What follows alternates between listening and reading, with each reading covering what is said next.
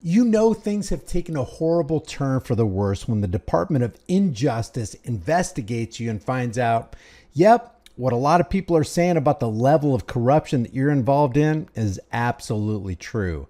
I'm going to go over this DOJ investigation of the Phoenix Police Department and the response by the Phoenix Police Department. And as we go through this, you let me know if some of this terminology sounds a little bit familiar to you. It says the Phoenix Police Union resists reform after the DOJ finds officers engaged in rampant abuse. Subheading, the Injustice Department, let's just call it what it is, they are the pot calling the kettle black in this situation, found that the Phoenix police engaged in widespread abuse of minority groups, protesters, and unhoused people.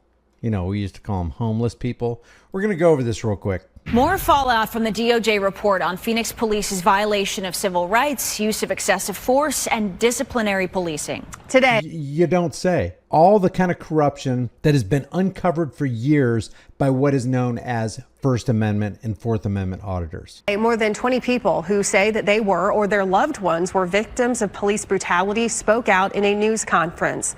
Fox 10 investigator Justin Lum joins us live with more. Justin.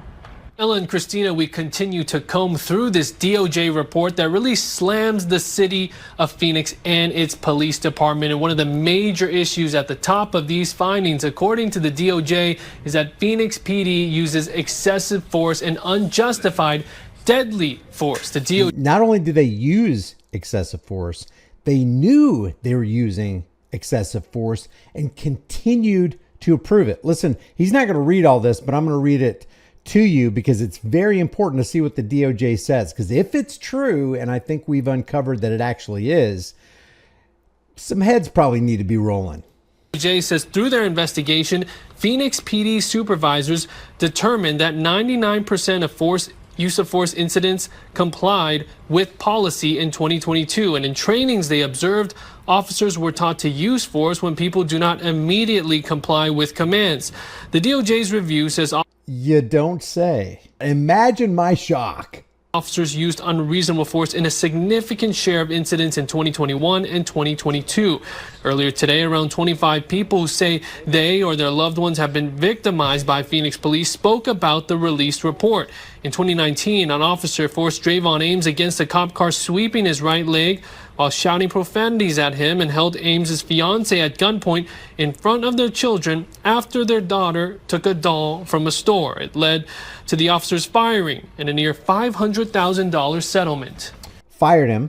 It cost the city, which means it cost taxpayers, not the police union, not the pension, not the police department. It cost taxpayers $500,000, and all they did was fire the guy. That's how serious it was. It cost them that much money, and the guy didn't go to jail. Let's look at some of this DOJ report because it's pretty damning. Check this out. Phoenix PD supervisors determined that 98.7 and 99.4% of force incidents complied with policy in 21 and 22. What does it sound like?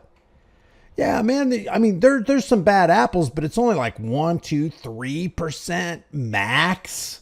97 to 99% of all officers, hey, everything's okay. Our review showed that Phoenix PD officers used unreasonable force in a significant share of incidents. Indeed, Phoenix PD supervisors approved nearly every force incident that we describe above. And check this out. And every incident in which an officer reported pointing a gun at a person, which was over 6,000 times in just 2 years. And those are just the reported incidents, because you know that cops lie in reports. They lose body cam and dash cam evidence all the time. They don't release the complete record. It's always redacted when you get a FOIA request response. Was found to be reasonable and within policy. So the information that the Phoenix Police Department sent to the DOJ, they had already had, and it was already approved. It's like, nope, here you go. We've investigated ourselves and found we didn't do anything wrong 99.4% of the time. And the DOJ is going, well, actually, you did wrong a majority of the time. I mean, it's really, really bad. What is it? Rampant abuse. Rampant abuse. You guys are trampling rights like it's nothing.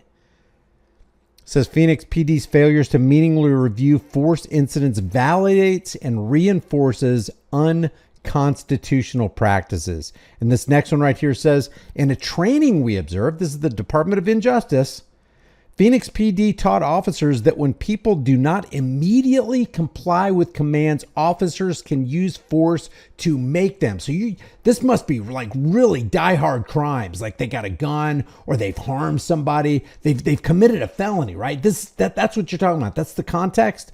For instance, if a person suspected of a low-level misdemeanor asks why they're being detained and does not sit down when told, Phoenix PD has taught that using force to make them sit down is a proper response. They don't think they're doing anything wrong when they infringe on your rights. They don't think they're doing anything wrong when they use force and violence on you simply for asking why the cop is doing what he's doing. This is how out to lunch these people are. And if a person's body naturally tenses in response to being grabbed, naturally responds and tenses up, that is active resistance. If they do something that's natural to all human beings, view that as active resistance and force is justified, including using chemical spray. That's how the Phoenix PD views everybody who's not a part of the Thin Blue Line gang. But wait, there's more, because in this interview, they interview the higher ups in the police department, including the police chief. Inside Phoenix City Hall today, top city leaders told ABC 15 senior investigator Melissa Blasius do not expect any immediate changes based on the Department of Justice investigation conclusions. Melissa joins us live right now. And how was this report received, Melissa? Well, the city manager does say the DOJ's conclusions cause concern and they are taking this issue seriously. But we're so concerned, as a matter of fact, from this report by the Department of Injustice that we're not going to make any changes at all. We've done nothing wrong. For now, the interim police chief is not making any immediate changes, sticking with a homegrown policing road to reform plan. In other words, he's sticking with rampant abuse of power. Got it. Even as the DOJ says this police department cannot be trusted to police itself. Phoenix City Manager Jeff Barton and interim police chief Michael Sullivan sitting down with ABC 15 just minutes after the Department of Justice released its findings report outlining years of civil rights violations in the city. Years of civil rights violations. Years of unconstitutional practices. This is the DOJ saying this. I know on the one hand, it's like, who are they to say that? They're involved in major unconstitutional practices all the time.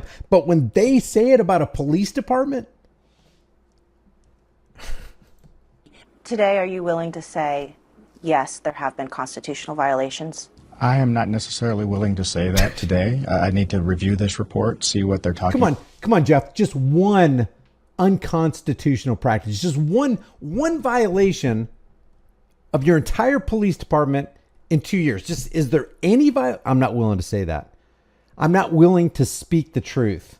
I'm not willing to be transparent. I'm not willing to relent and be corrected and make the changes that need to be made so that we can keep people safe and we can keep police power restrained. We, as you know, have had ongoing litigation to talk about some of these very events. And so that's where my position is today. Barton says he's taking the DOJ's findings seriously, from unnecessary deadly force to retaliating against protesters to racial bias. Phoenix actually said they got the indiscretions. They have the unconstitutional practices. They have the crimes on video.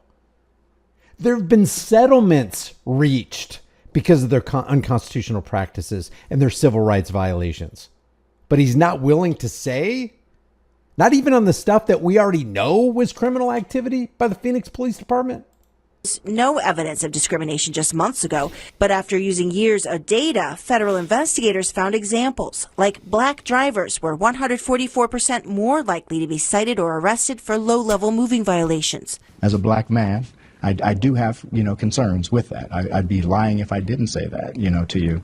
But what I would tell you is I also, as a black man, I'm not going to stereotype with a broad brush my entire Phoenix Police Department. It's like you don't have to stereotype. The stereotype basically writes itself.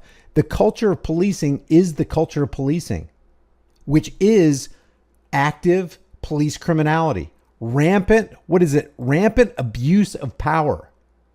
That is the nature. Those are the characteristics of virtually every police department. Why? Because power corrupts, and absolute power corrupts absolutely. More exactly, more to the point, power corrupts the corruptible, and it attracts the corruptible. And then when the corruptible get drunk on their own power, they do corrupt things, and they start abusing innocent people. But Jeff won't come off of that. Because I know what it feels like to be stereotyped. Do you think intentionally or unintentionally your officers have done harm? I can't stereotype the mob. I can't take a broad brush and just discount everything Al Capone does in Chicago. There's probably some good guys in the mob. Over the last few years. I think you can certainly pick out incidents where we should have performed at a much higher level. Oh my gosh. Here, let's listen to that question again. Do you think intentionally or unintentionally your officers have done harm over the last few years? I think you can certainly pick out incidents where we should have performed at a much higher level, and the community expected us to. No. Not did you perform at a subpar level. Can you pick out any instances where your police officers did harm to people that you're supposed to be protecting and serving? He can't even answer the question because he's not an honest person. An honest person would answer that question. Yeah, we got it on video. Yeah, there have been mountains of examples, and there have been dozens of settlements. So obviously, not only did we perform subpar, we actually committed criminal activity and we got caught. And then if he was really honest, and the only reason we came out with it is because we got caught, because if we didn't get caught, if the body cams weren't reviewed, if the public didn't know exactly what happened, we would have kept that under wraps because that's what the thin blue line do. But by and large, 99.9% of the time, the interactions, the thousands of interactions that we have on a regular basis, the Phoenix police officers perform to the level that I think residents expect. That's exactly what is in the DOJ. It says Phoenix supervisors determined that 99.4. This police chief, Mike, says it's 99.9%. By and large, 99.9% of what we do is protecting and serving and making sure that the rights of the people we are protecting and serving are secured. And yet the exact opposite is found with this lengthy Department of Injustice report. That I think residents expect. In recent months, Phoenix City leaders pushed back against the DOJ, saying a high level of federal reform involvement was unnecessary. Is there a fundamental difference in the way the leaders of the city of Phoenix want to police the city versus what the DOJ considers constitutional policing? I think we all want fair and equitable policing for our community. It's something that we're committed to. And I think it's something that DOJ wants as well. So we want fair and equitable policing, and 99.9% of the time you're getting, I don't know what the DOJ is talking about here.